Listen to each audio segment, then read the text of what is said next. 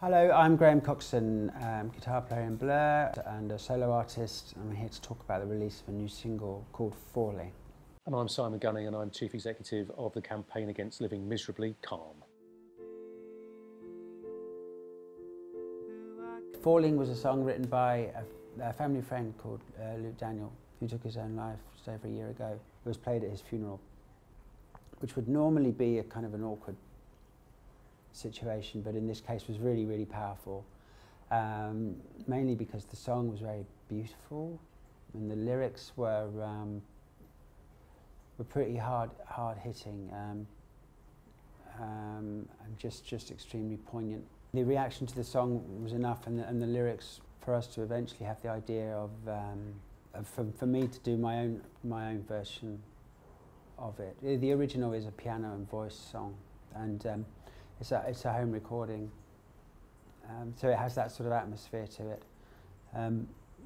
It wasn't a rock and roll song by any stretch of the imagination. It reminded me more of the sort of 20th century modern kind of song form, or even more like a modern hymn. I wanted to do a version that had a little more of wider appeal, perhaps, really. And just to pay tribute to him and this song, and eventually contact Calm.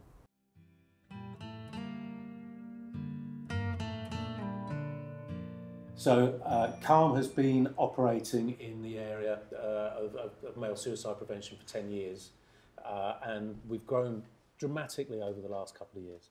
We provide services for people, men in particular, but people at a point of crisis through a helpline that operates every day from 5 to midnight. It's free to call. We have specialist trained people at the end of the phone to help anyone who has come to that point. But what we really want to do is we really want to campaign upstream into broader society. We've had a long history in working with music in order to publicise what it is we're talking about, which is to allow people to talk about suicide, the single largest killer of men under 45 in the UK. When we understand that there are 12 men every day that die, we understand that suicide is 76% male. What we can very clearly see is that there is something wrong with our society. And in working with people like your good self, Graham, we can get this agenda normalised.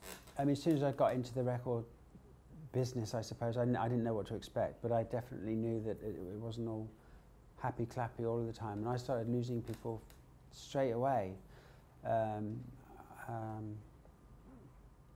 I've lost various people who were quite close to me over the years. Who I could be. I've had over the years many people who have told me my songs have helped them through a lot of difficult patches, and even without, you know, writing songs that were specifically for that, they were just expressing how I felt at any given moment, and I have never been particularly afraid to wear my heart on my sleeve when it comes to lyrics and things like that. But the lyrics are full of encouragement. They have their moments when they're quite introverted, a little more introverted, but then there's always as you can hear when it gets to the bridge, there's a little bit of hope about hanging on, a little bit more, a little optimism, and then the chorus gets an overused term, a bit more widescreen, a bit more cosmic, a bit more spiritual, and for the whole song to build, because the second verse does drop down again. But I wanted it to drop down because I think what is said in the lyrics are kind of like are pretty important and pretty hard-hitting. These are words that men who don't talk much probably say to themselves an awful lot.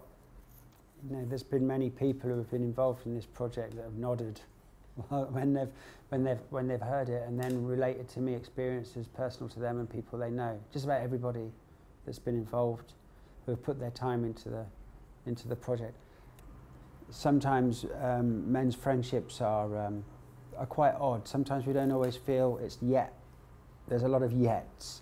You know, is it appropriate yet to talk about that? Do I reach out? Do I mention this? You know, men get together to entertain and to get away from that a lot of the time, to have a laugh, you know, and to forget about the hard realities. I'd like, if anything, to get this sort of language or normalised to say that men can bring it up, can talk about it. It's always appropriate to take the risk.